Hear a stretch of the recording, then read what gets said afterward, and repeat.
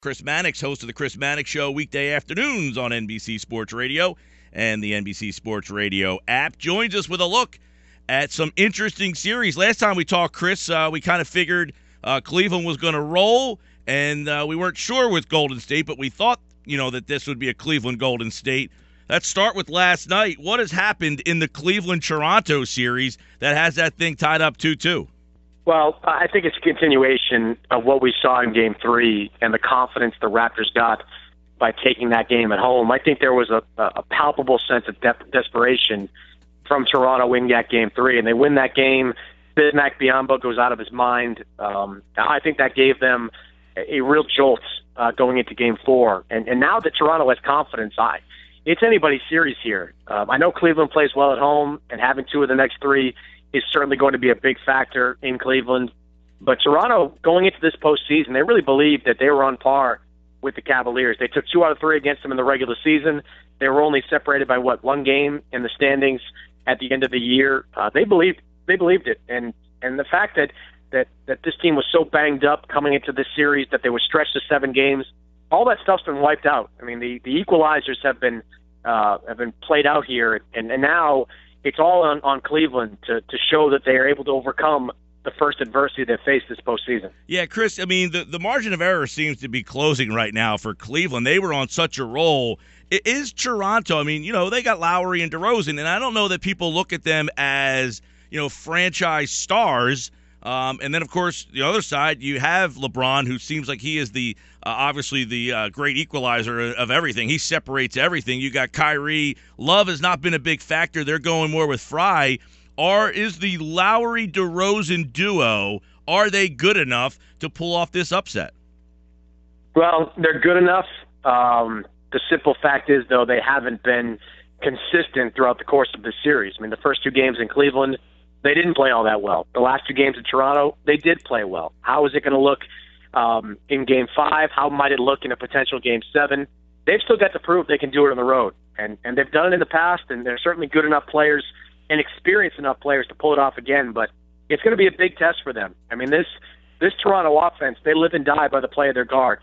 And if Lowry and DeRozan shoot poorly, they're not going to have any chance once they get to Cleveland. If they play well, they're going to have a chance. I mean, Biyombo is playing great basketball. He's been a nightmare trying to box out on that glass. He's been a shot blocker for them. He's really added a layer that they didn't have after Jonas Valanciunas went down.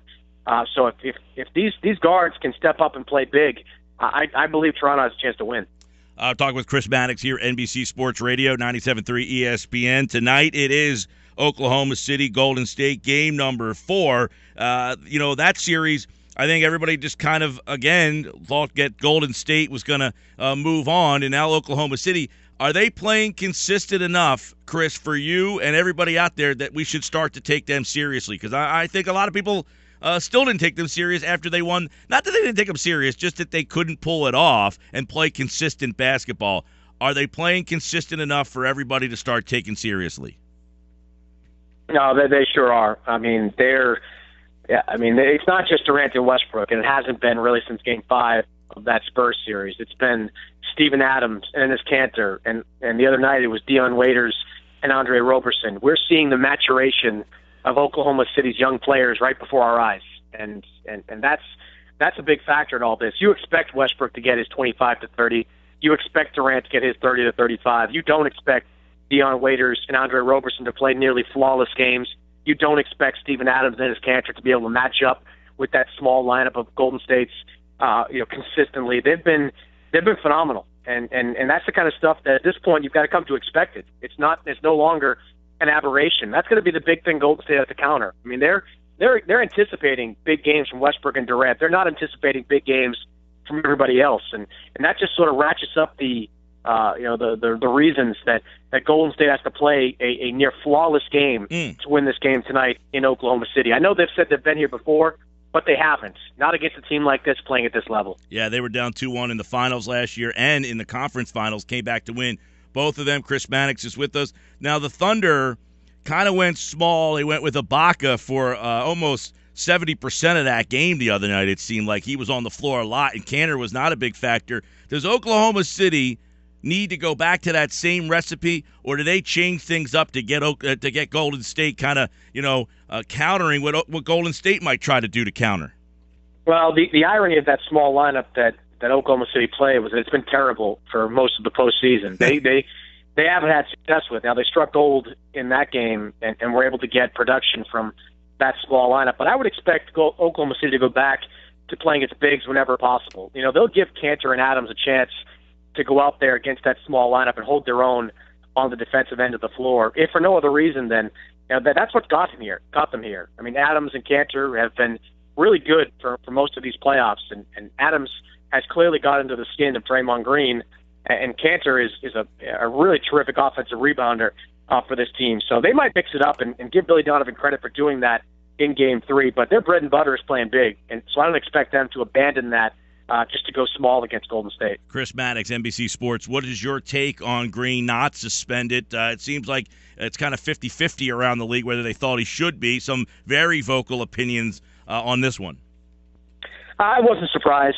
The NBA, whenever possible, they do not want to disrupt a series by pulling a player out of it. Sometimes they have no choice. Sometimes if it's so obvious, like in the case with Dante Jones for the Cavaliers, that they have to do it. If it's an obvious punch in the groin area, you've got to do it. But if there is the possibility, however remote, that it was inadvertent, the NBA is going to seize on that and try to keep these guys in the game. Go back to the Boston series against Atlanta. Isaiah Thomas, in my opinion, clearly elbowed Dennis Schroeder in the head intentionally, but the league saw just enough wiggle room there that Thomas might have done it inadvertently, and they kept Thomas in the series. I think a similar mindset was at play here with the NBA in this particular instance, where Draymond Green has flailed like this before. You could somewhat justify the idea that it was unintentional, and they let him stay in the game. So I wasn't surprised at all that this happened. Again, the league doesn't want to mess up a series like this and be the reason for maybe an asterisk next to an Oklahoma City win. They want to keep the best players on the floor, and that's why they kept him here. All right, Chris Mannix with us. We got, of course, the Western Conference tonight with Oklahoma City in the lead already. We've got a tied series in the East. Which of the two underdogs do you feel has a better shot to advance to the finals? No, I think Oklahoma City, no question, because I don't even view them as an underdog anymore. They were significantly behind Golden State in the standings this year, but this is a different team playing right now. Start of the season, Steven Adams and his Cantor, they weren't contributing like this. Really, since early March, they've been building towards this to the point where I think these two teams are evenly matched. I mean, superstar against superstar, Durant, Westbrook versus Thompson, Curry. I mean, it's a wash to me. Third player, Draymond Green, might be better than anything that Golden State can throw out, or that Oklahoma City can throw out there. But the depth of the Thunder right now is a variable. So I think Oklahoma City has to be considered, if not on an even level, potentially even a favorite as this series moves forward. Yeah, I think you wrote this piece at The Vertical, Chris, or somebody over there, about the fact that you got this team with 73 wins, the best best record in history, is playing against a team that just might be better than them. And, in this league, it's so many times it's funny when a team is kind of a jump shooting team, we wonder when are they going to have that bad night and have a couple of bad nights in a row. And it feels like we didn't feel that way about Golden State, and now you're starting to see them have those bad nights. Yeah, I mean, 2 of the 3 games this series, there's been a lot of rush shots, and it's uncharacteristic of Golden State, but they still haven't gone up against a team as good as this Thunder group, and I think that's played a part of it. I mean, I feel like in Oklahoma City or in Golden State's mind, they come out, convert on the offensive end, they're liable to give up an easy basket on the other end, and that's what's happened. I mean, the transition baskets in Game 3 all favored Oklahoma City. The points in the paint were a staggering 60-plus points for Oklahoma City. I mean, I think that's in the Warriors' minds a little bit, that if their jump shots go off, it's going to lead to an easy bucket on the other end, and that makes the basket look a little bit smaller every single time for a team like Golden State. So, maybe they bounce back. They certainly have the talent to do it, but they've got to come out early and make shots, or else this could wind up being another sort of Oklahoma City running game. Game 4 tonight, 97.3 ESPN coverage starts at 8. He's Chris Mannix, host of the Chris Mannix Show weekday afternoons on NBC Sports Radio and the NBC Sports Radio app. Chris, always a pleasure, man. Thanks so much. My pleasure. Anytime. You got it. Chris Mannix here on the Sports Bash, 97.3 ESPN.